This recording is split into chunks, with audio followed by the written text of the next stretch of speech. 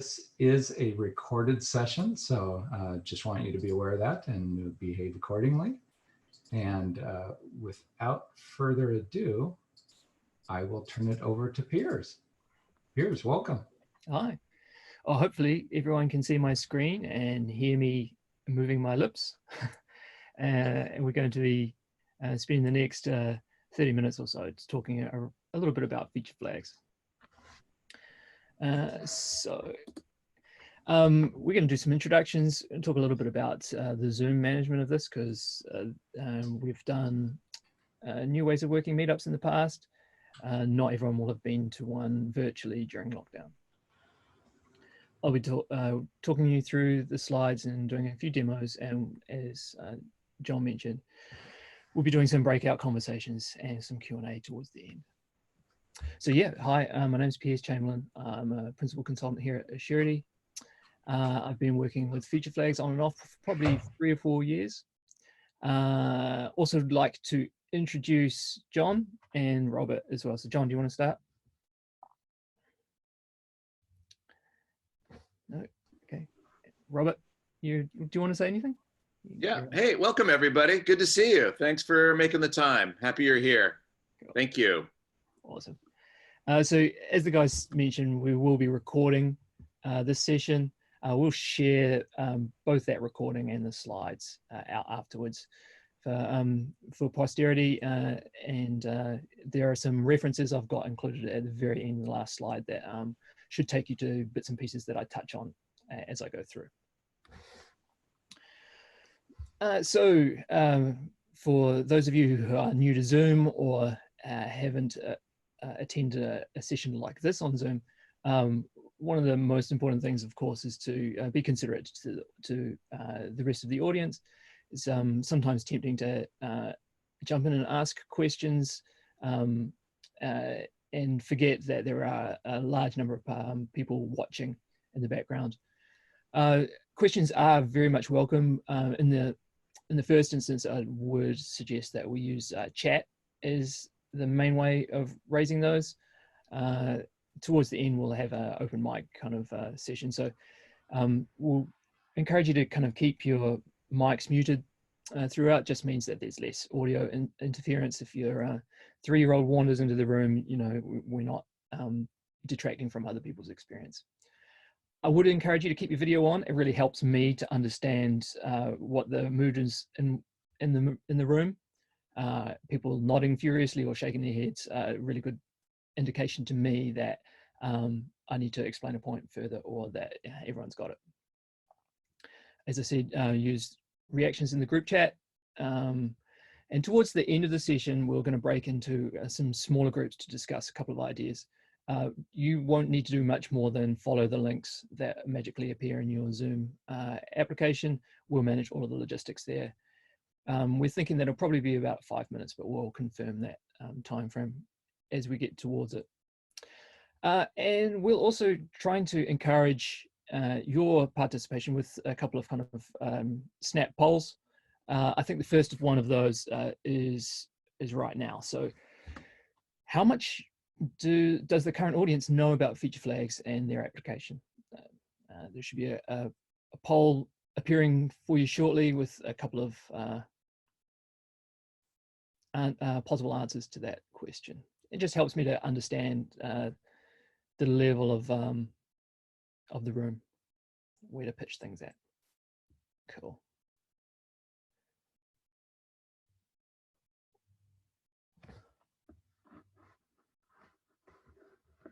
So, Ellen, you've raised a hand.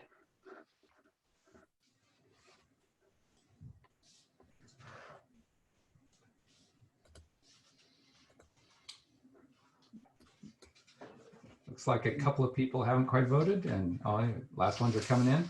Cool. Cool. Awesome. Okay, so you can go ahead and finish that, John. All right, the I'll results share the results. Yeah, good. So it seems to me that a lot of people are kind of familiar with some of these concepts. I will start from scratch just because there are people that are fairly new. And there are a couple of people with some experience on the call as well. So I'm by no means the only person that's worked with feature flags previously. We'll be drawing on the entire audience when we have the Q&A session. So yeah, please feel free to contribute. Cool. So feature flags, really emerged out of the web kind of environment of around about 2010. So for a long time, the problem that many websites had was having a very kind of vanilla experience for every single user. So this is a TradeMe right back in V1, and I don't know this for sure, but fairly safe to assume that the TradeMe administrators and the TradeMe consumers and users pretty much had the same view of the application. There probably wasn't too much different that was presented to the administrators of the application than the Joe Bloggs users. And so whilst that gives you real certainty, there's also large kind of logistical problems with making changes to a site or examining those changes. A next step that would commonly be entered into would be to kind of take a little bit of the display logic and wrap something around it. So an example here might be that if you're coming from a specific IP range, you might get a slightly different view. So in the TradeMe example previously, perhaps if it detected that you were hitting TradeMe from the local office, you might get some power widgets or something along those lines, and that everyone else got a very kind of standard view. And taking that slightly further, and this is probably an example everyone here has seen, is the idea of having a configuration file which holds kind of state information, perhaps locally on the machine that your code is running on. So you might have these concepts of being able to flip an application state, being able to switch on your premium search type feature by changing the text file that lives alongside the code. And that's great, that provides a lot of power. One of the kind of anti-patterns that emerged out of this is kind of logging on to boxes and kind of changing files on the fly. For a single server, that's probably not dramatic imposition, but for an organization that is running a fleet of maybe 20 or 50 machines, it becomes problematic to manually log in, using a remote desktop session and changing a flag value. And then you've also got the associated lag between when the first one is set and the entire fleet had been updated. And so you kind of got this indeterminate state for as long as it takes you to do all of those changes. So what feature flags really designed to do to delegate that control to something external, something that's centralized, that allows you to make these kind of changes in real time in a way that don't require you to push out new code or to change the code that's running on that machine. So you'll see feature flags described in other ways as well. There's you'll see them called release flags or toggles. Sometimes people use that kind of switch or flipper or bit type of nomenclature. It all pretty much means the same thing. They really emerged during the kind of the first decade of the millennia. So around about 2010, Facebook kind of really started to do this at scale, and that was seeded from a couple of ideas presented by Martin Fowler and Jez Humble, really. And so 10 years is long enough in computer terms to have got to a fairly mature product set. We'll look at some of those as we go through today. Okay, so what I wanted to do today is kind of frame the kind of use cases for feature flags against something that might be more familiar to the Agile community. So the Modern Agile wheel that we have here is the brainchild of Joshua Kirievsky, and it's got 4 quadrants, and we're going to talk through kind of 4 use cases for feature flags that roughly map to those quadrants. I'm going to start off with the obvious one, which is release toggling. So being able to switch on a feature or function in your website with very low overhead. So I've got a quick demo. I'm going to jump out of my presentation here and jump into another browser window. Hopefully you can still see that. Awesome. So we've got very simple Node applications, the built-in kind of Microsoft Contoso logic. It's really small applications, got 3 different pages, kind of email form in it. And I want you to imagine that we're doing some sort of rebranding exercise. So in the traditional world, what we would do is we would take the code that's required to run this application, we'd make the changes that we want to make to rebrand that application, and we would redeploy those, and our users would get the new experience. What I've done in this case is I've actually redeployed that kind of rebranding. And what I have done is I've got it hidden behind a really simple feature flag. It's a single toggle. It's called the style brown toggle, and I'm going to change that style brown toggle from true to false, and I'm going to update the audience. So I haven't done any redeployment. I've changed nothing on my local machine that's hosting this website. And then within kind of 3 or 5 seconds or so, we're going to get a brand new experience. All that's done is change the style sheet on this machine, but you could conceive of many different ways of applying that to a rebranding exercise, swapping out logos, even the organization name or whatever else you wanted to achieve. And that's done pretty much in real time with 0 kind of moving parts in terms of deployment. Let's jump back into my presentation. So that's the first use case. The second use case that is quite often leveraged by organizations is this concept of user segmentation, taking a subset of your audience and giving them special superpowers. So the first is, quite often used by internal testing teams within an organization to give them kind of pre-release access to a feature set, something new that's about to hit your audience. And so this kind of segmentation idea, the screenshot is from a product called Launch Darkly. Allows us to take a user with an email address of assurity.co.nz and give them special access to the website.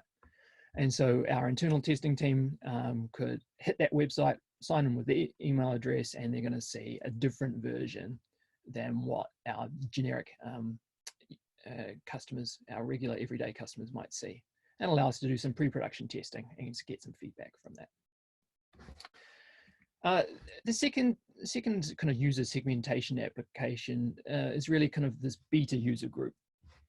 And again, for organizations that have a kind of agile product management kind of concept, the idea of getting feedback frequently and regularly, proving ideas is really important to kind of success. And the same kind of beta user segmentation idea applies to beta groups. It doesn't really matter how you work out who's in the group, as long as you've got some sort of master list somewhere or some sort of ability to kind of detect whether or not a user is in that group. And so for a new feature that we might be wanting to roll out to everyone, let's say you want to, you've got some new kind of sorting algorithm for results. You might give your friendly beta users the ability to kind of consume that, and then you'd go out and get some subjective feedback from them about whether or not that worked for them, whether there were problems with it, whether there was design aspects that they wish would change before they saw it in a live product. And that gives you the ability to kind of test it on a small and proven audience. The third kind of use case I see for feature flags is really about experimentation, and it's an extension to user segmentation, really. It's the ability to take a specific aspect of your user group and then to determine what to display them or what features to present based on something. So this is actually a lot easier to describe than to perform. So there are some kind of aspects like product cart abandonment or something like that. So if you've got an e-commerce site and you wanted to understand whether or not the user experience that you designed improved sales or detracted from sales, it's actually fairly straightforward to do.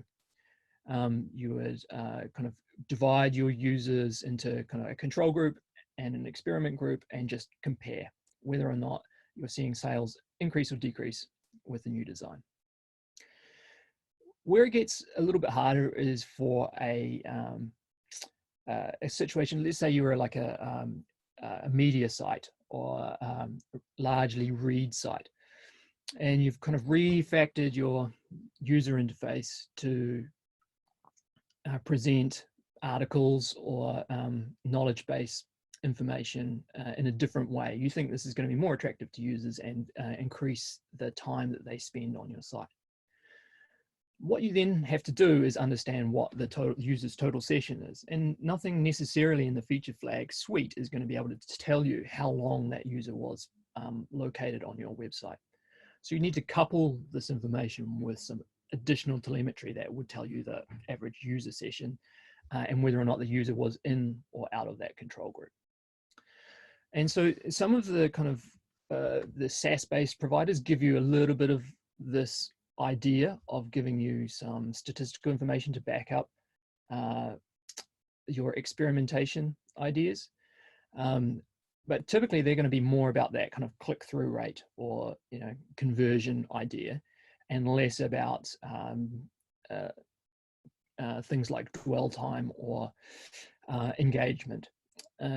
So that it's just something to bear in mind, that whilst you can do experiments, you also need to think about how you're going to measure success and what statistically speaking is going to present success for your organization. So probably the most famous example of this kind of experimentation, sometimes it's called multivariate testing, is an experiment that Google did back when Marissa Mayer was running the product management group for Google Search. They took a palette of 40 different shades of blue, and they randomly assigned users in 2.5% kind of quantiles to a specific shade of blue, and they examined what the click-through rate was for their sponsored keywords.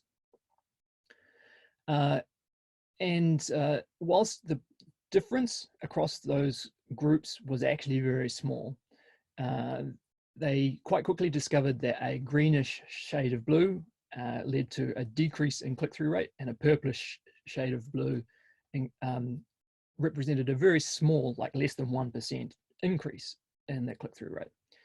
What that meant for Google, though, was at their scale, it's roughly $200 million per year difference. So that's worthwhile, them investing this time in performing this experiment, because it had a real impact in terms of revenue. So you might not be experimenting at that kind of scale or with that degree of subtlety, but it can be done, and has been done for a fair amount of time. Cool. So we've talked through 3 of the possible use cases for feature flags. The last one we have here is around making safety a prerequisite. And the situation I'd like to describe here is more of a kind of operational use of feature flags, when you might want to kind of do some replatforming or larger scale infrastructure work that probably doesn't have user interface impact. So from the customer point of view, you're hoping for basically zero change or interruption to service. And you'll see terms like blue-green deployment being bandied around in this respect. So this is taken from AWS deployment best practices document describing what blue-green deployments are. Here we have inside the blue currently live square some IT infrastructure that hosts your website. What we can do with the feature flag is redirect that traffic through an alternate stack, an alternate server infrastructure that might have, I don't know, different patch versions of internal components or different physical layout. And that gives us the ability to kind of safely transition from A to B when we feel the time is right to perform that deployment. So very similar to release toggles, but really kind of rerouting traffic. A variation on this is the canary release. So you'll all have heard the term canary in a coal mine, which is designed to detect methane. When the canary stops singing, it's time for you to leave.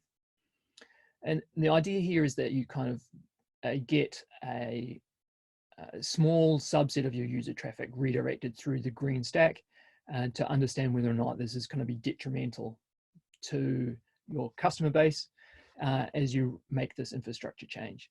And because you've got the blue stack still in existence, you've got the ability to go either way. You can roll back you can step away from the brink and go back to your standard operating system stack, or you can push forward to the green if you're getting good results from the new infrastructure. So given your organization or your clients, if you're working on behalf, which of those kind of use cases do you see as being the best use of feature flags for given what you know about your organization? There's some options there in front of you inside the Zoom.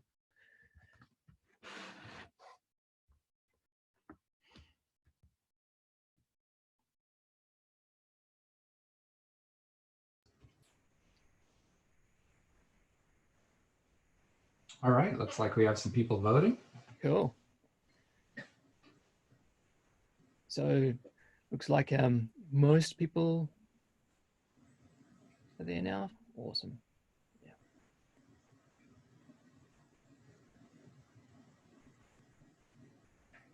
That looks pretty good. I don't think the number's going to change too drastically from there.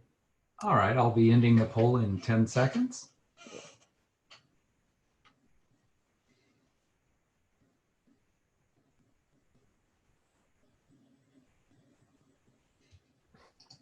All right. Cool. Okay, so it looks like release decoupling, like the most straightforward kind of use case we described, looks like it'd be the most popular. And pre-launch testing, yeah, it's a really popular way of utilizing feature flags. Cool. So what I'm going to do now is I'm going to jump into just a quick demo of a Canary release implementation using feature flags. And so to do so, I'm just going to have to talk you through what I'm about to demonstrate, and we'll then I'll jump out of the slide deck and into some other associated windows. So this is going to be an example of that Canary release concept. Basically, what we want to do is migrate our data storage platform from a MongoDB data store through to a AWS service called DynamoDB. Very similar kind of technologies. In the first case, that's hosted locally, and but DynamoDB obviously is hosted out of Azure Web Services. So Mongo's the current status quo storage mechanism, so 100% read-write load currently goes there. What we're going to do is start to canary the write load to our data store and push a proportion 1 in 5 requests up to Dynamo. Once we're happy with those results, we can increase that write load up to 100%. So now every user activity that requires a database write is going to 2 locations. Once we have all of the data going to both the locations, we can start to do the read load. Obviously, we can't do it the other way around because the data wouldn't exist in the repository. So now 1 in every 5 read requests is going to come from DynamoDB. And once we're happy with that, we can ramp that up and then we'll finally do that cutover. So hopefully that makes sense to people. That's what we're going to try and achieve here using a couple of demo related websites. So I've got a really simple website here. Let's hope this actually refreshes. Might have just gone to sleep. The demo gods.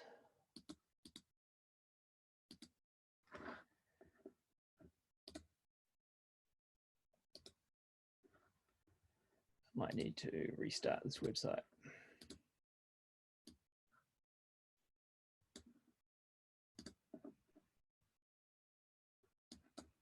Bear with me.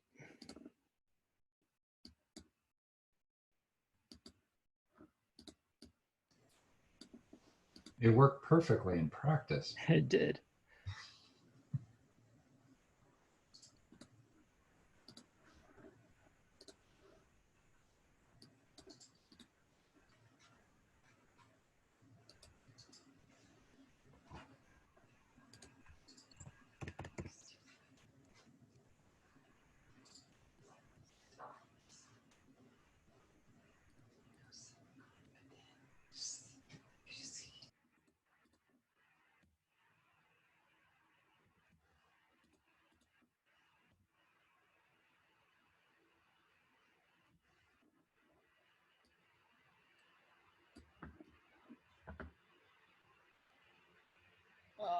This is not looking good. Welcome to the real world. Yeah. I love it. Here we go. Awesome. We're back in business. So what we have here is I've got a small website running on my local machine that takes a request and then routes it basically to one of those two backends, a MongoDB and a DynamoDB backend. And I also got a small load generator, which I'm running JMeter, and I can start to generate a load against that website. So if everything is going smoothly, it does seem to be so now, you can see that the gauges show total customer interactions and then where the reads and write interactions are hitting. So you can see that second horizontal row, all of that traffic is going against MongoDB currently. Inside the CloudBees rollout tool, which is the SaaS provider that I'm using to manage these feature flags. Just need to swap this. I've got a set of 4 flags which control the proportion of traffic that are going from to the MongoDB and the DynamoDB read and write load. So if you remember correctly, we needed to make sure that we wanted to take 20% of our traffic to DynamoDB. So if I update that flag value, that should now be available to my application. If I flick back over here, hopefully we're going to see some DynamoDB write activity and much less than the full load going. Once we're happy with the results that we're seeing here, we can make an additional change, switch this on to true or 100% of the load, and we should see basically an equivalent amount of load emerge onto Dynamo. Give it a few seconds to catch up.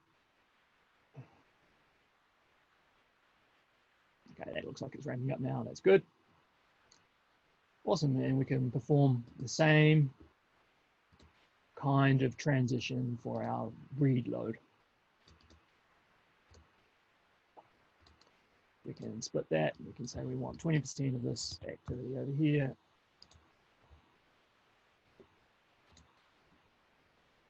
Hopefully we're going to see some read activity shortly.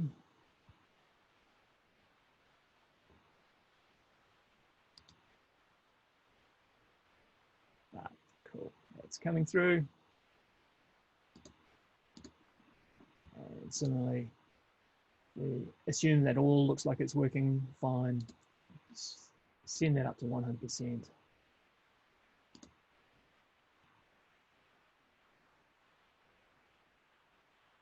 Cool. And we're seeing more load coming backwards and forwards on.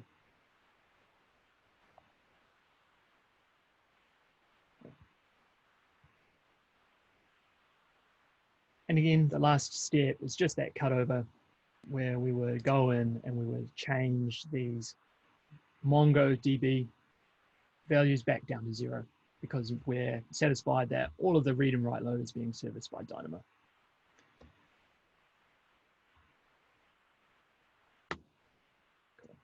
I won't actually perform that because I think you've got the gist of where we're going with that.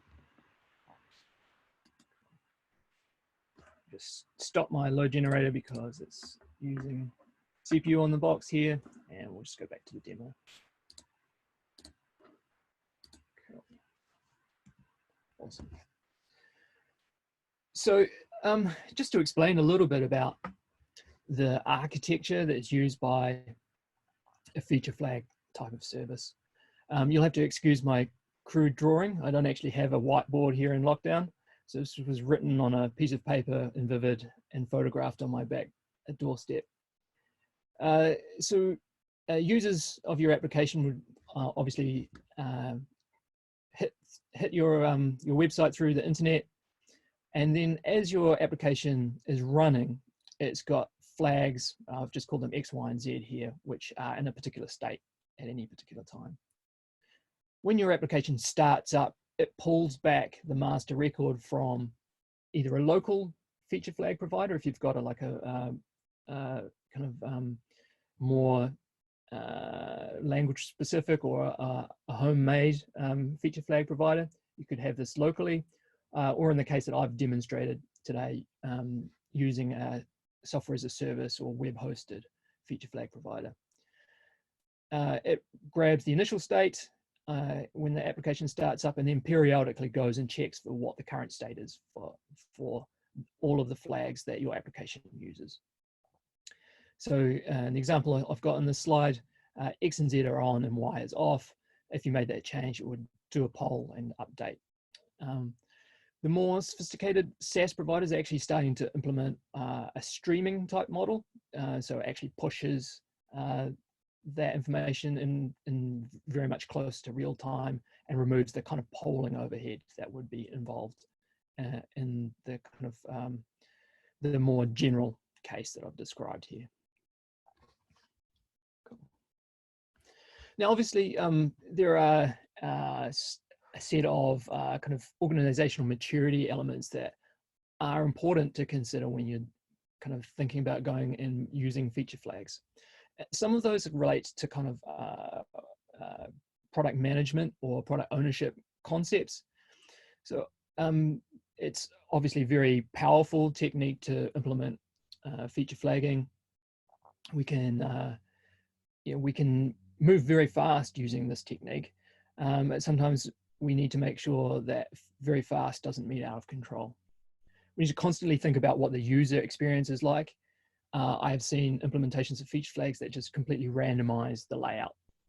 So for user A, they may see things randomly change around. You'd kind of want to tie it back to a known view for a user so they're not getting confused about the kind of layout that they're seeing, that they get a consistent experience even if user A and user B get a different experience.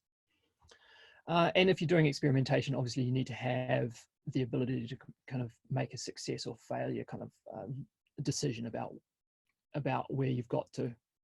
And that requires a little bit of statistical analysis and pre-thought about how to design an experiment.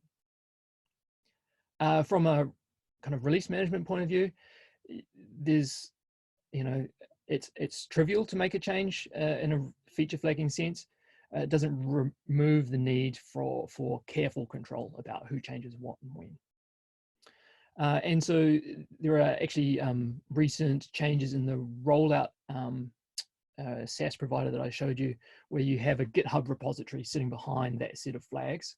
So every change is actually logged as a commit against the repository. You can tell who did that commit.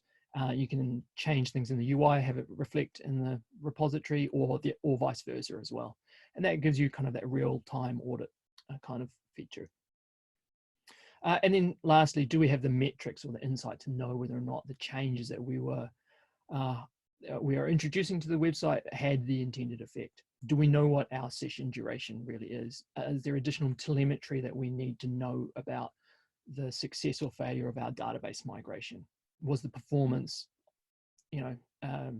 equivalent across the two different layouts?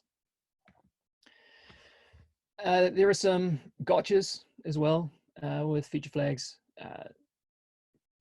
The main ones being kind of really about complexity.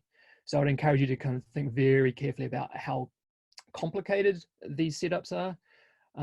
There are some guidelines in the references I have on the last slide from Martin Fowler around making sure that the feature flag really just wraps the entry point rather than trying to remap large portions of your user interface.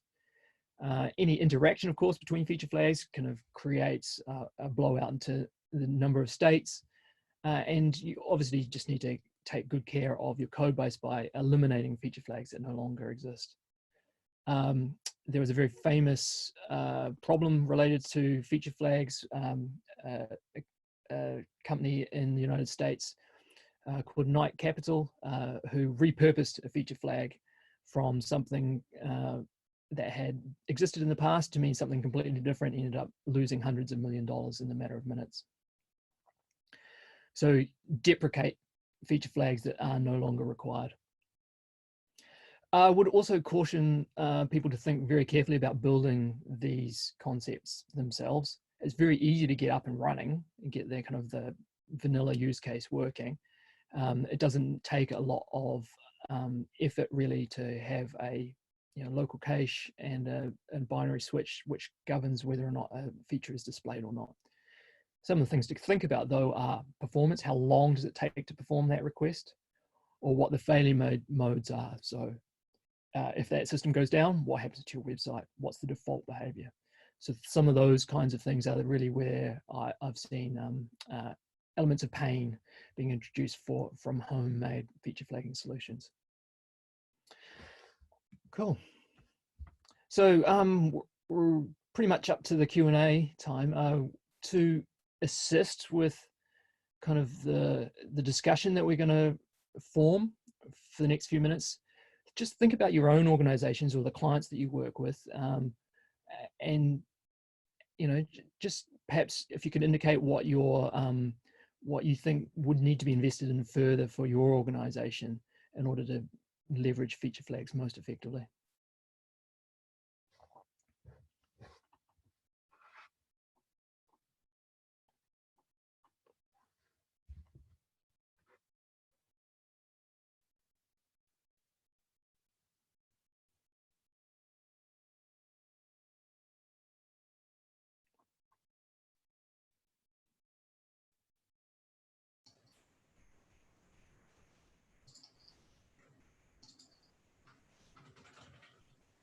Cool, I can see someone's suggested something else.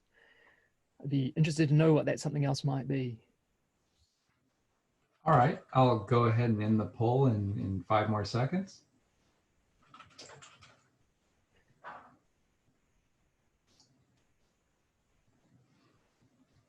Okay, here's the results. Cool. So yeah, product management and CI/CD delivery pipelines, yeah. Those are very common. So what I thought we would do is we would go into breakout now.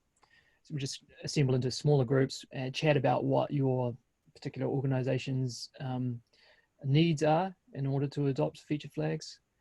Don't forget to take a second to introduce yourself. If you've got questions that you feel like you'd like to bring back, post them into the chat window and we'll talk about those in about 5 minutes time. Yeah, so you'll be taken into a smaller room, and as Pierce said, just take a moment to say hi to the other members of your room and talk about feature flags and how you might use them. And we'll be going into the rooms right now.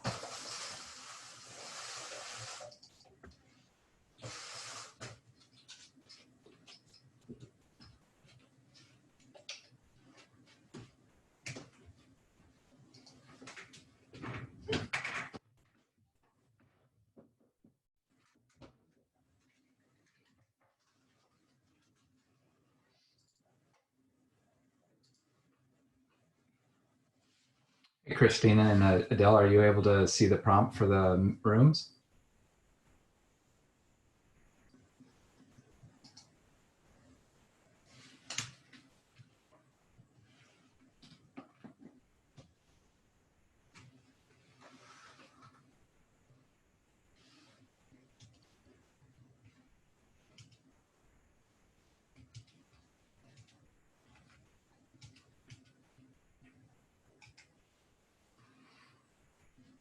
Christina, can you hear me?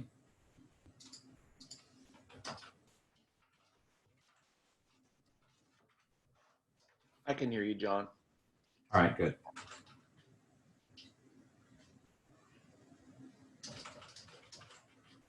Okay, looks like folks are in rooms.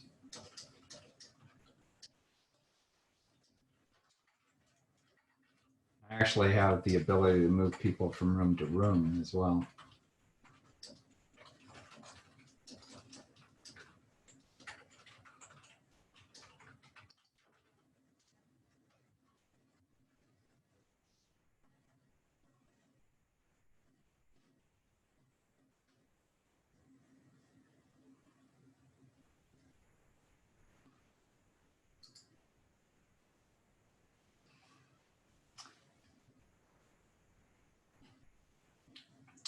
I did 4 rooms for 20 people, or 19 people.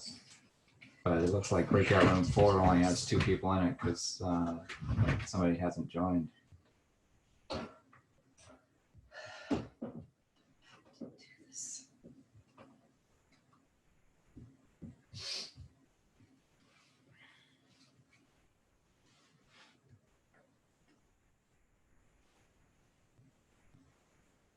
So they're getting a good chance at some socialization.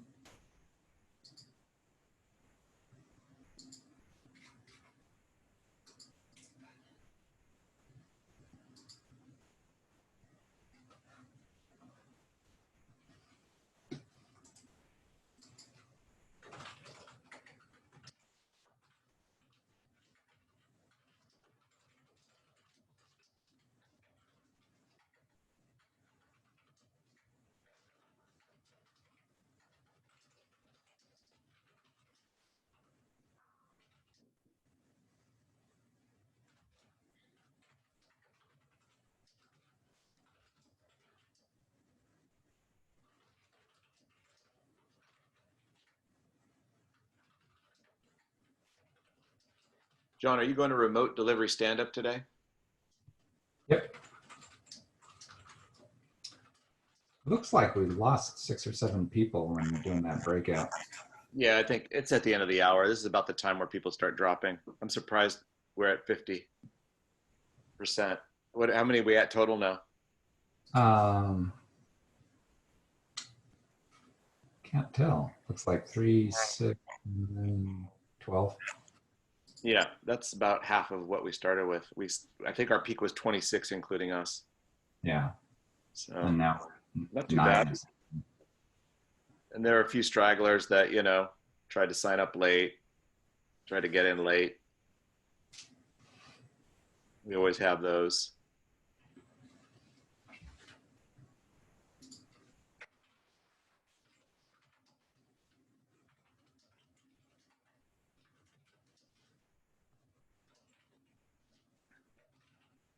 So there's a balance, with security and accessibility, Everybody wants accessibility, but nobody wants security, or everybody wants security,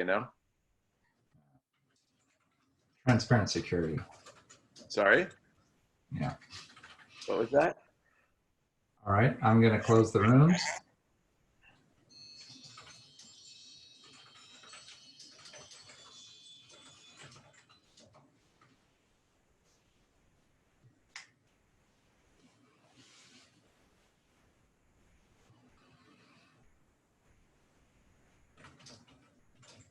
Oh, must be some good discussions going on.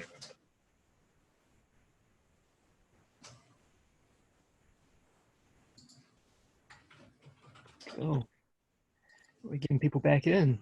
Yes, we are. Awesome.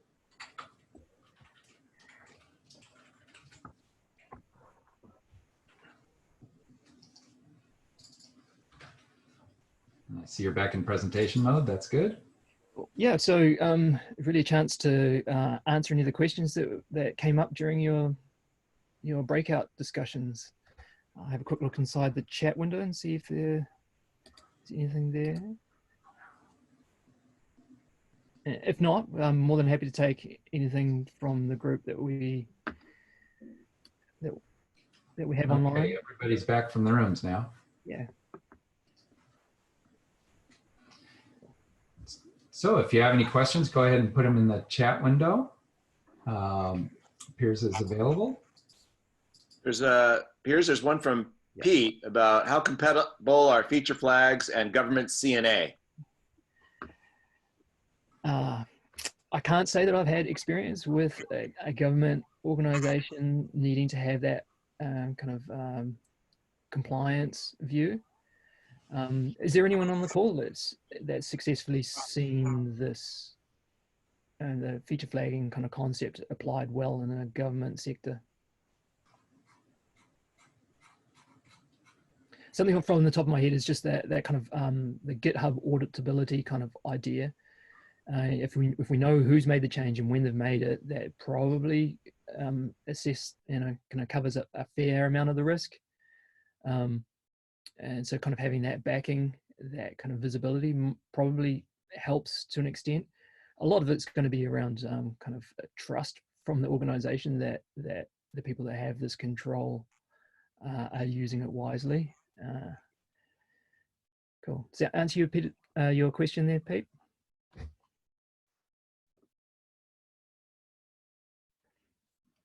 More around the change in testing strategy. Well, yes, I mean, I don't think it removes the need for pre-production testing. It just allows you to supplement it with something that's a little bit more close to where the real customers exist.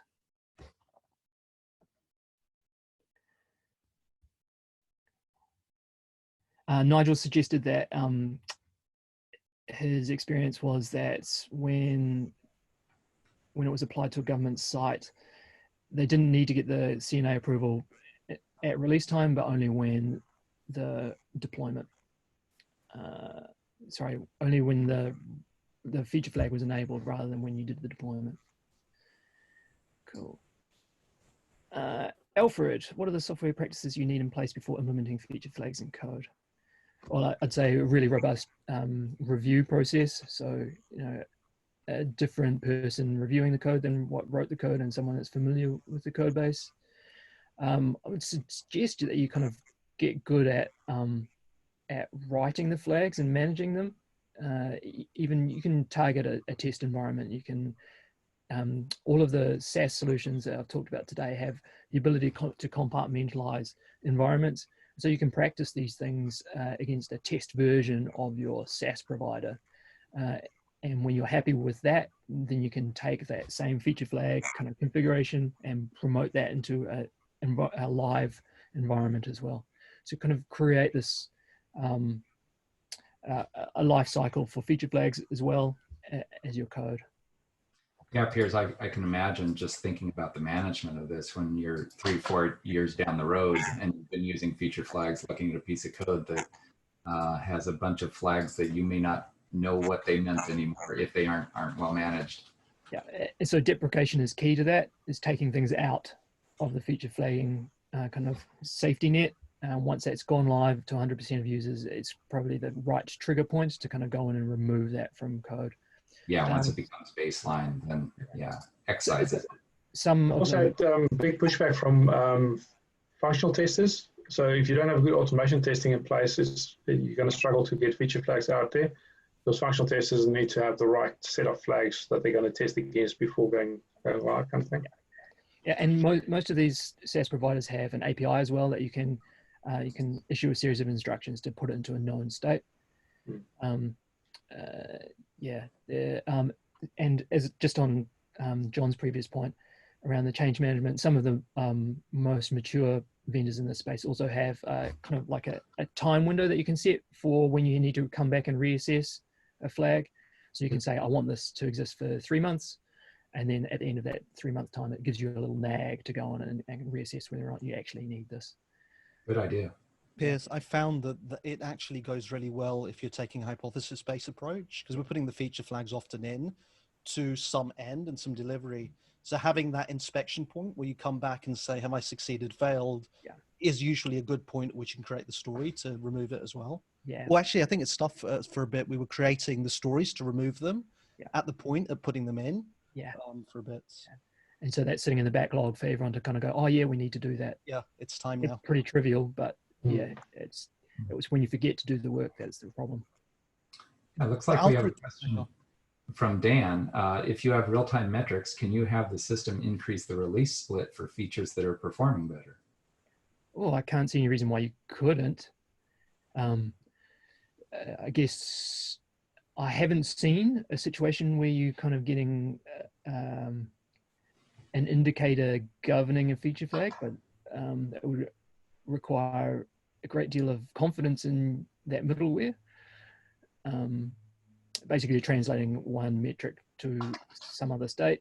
I can't see why it wouldn't work, but I can't say that I've seen that in practice. And he had a follow-up. Could you use feature flags to permanently release certain features and dynamically to optimize results to certain user segments?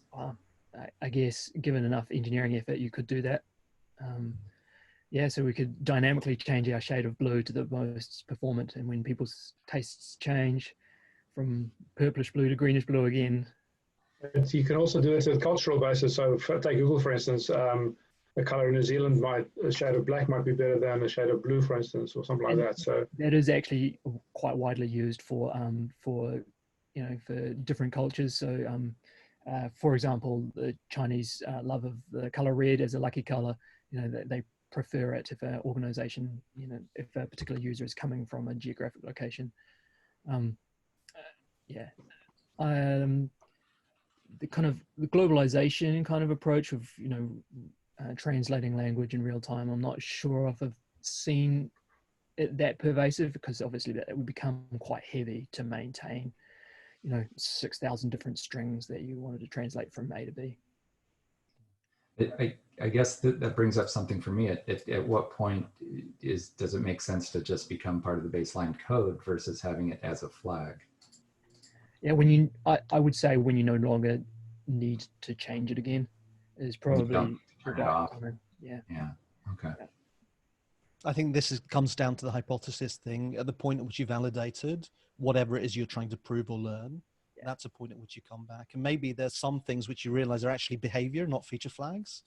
And it's really to conflate, I've seen that happen, the concept of the feature flag with runtime config.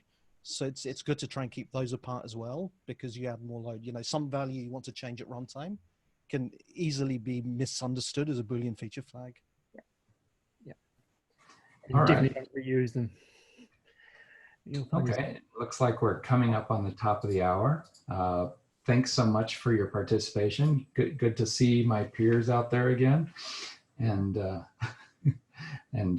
socialize as best as we can under these circumstances. Really good presentation, Piers. Thanks. Thanks so much for everyone contributing. Yeah, and we'll be once the video is complete, I'll be providing a link and we'll send it out to you so you can review it. Cool. All right. Thanks everybody for joining. Yes, thanks, Sean. Thank you. Thank you. Thanks for coming. Cheers, Robert.